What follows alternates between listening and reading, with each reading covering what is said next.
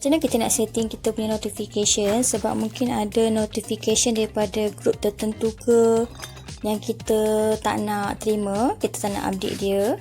Kita nak setting block, kita tak nak dapat notification daripada group tertentu, ataupun mungkin ada games ke apa ke kan yang banyak notification, jadi kita nak settingkan dia supaya kita tak dapat notification tu. Kita klik pada loceng ni. Notification semua akan muncul kat sini lah, daripada group ke, daripada part games ke dan sebagainya. Macam mana kita nak setting? Kita klik pada 3 garisan kanan ni, kita pergi kepada setting setting ni. Lepas tu kita pergi kepada notification ni. Okay, klik. So kat sini kita boleh edit lah, what notification you receive. Kita nak comments dia macam mana, push ke, push ni maksudnya dia akan pop up kat atas kita punya screen ni lah, ataupun kita nak email saja ke, ataupun kita nak SMS. Okay,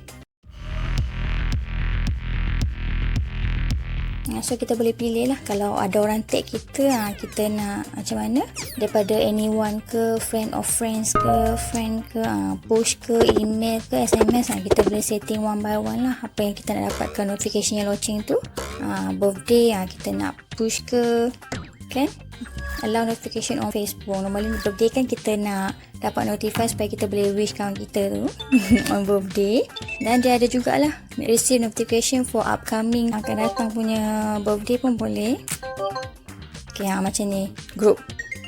Group ni kita nak daripada group mana yang kita dapat notification lah. So, saya klik tadi one by one lah. Macam saya klik ni salah satu group tu. Kita nak all post ke, highlight saja ke. Highlight tu maksudnya friends post and suggested post lah, ataupun only your friend ke, off. Off boleh lah, kita tekan off kalau kita tak nak ya. Dan kita boleh setting untuk notification untuk push lah, sama ada kita nak yang highlight saja dia push ke, ataupun off tak nak.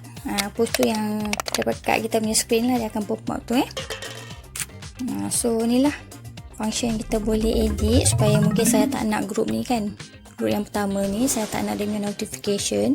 Saya klik je, saya just off sajalah. So saya takkan dapat notification yang loceng tu ataupun push yang pop up kat screen tu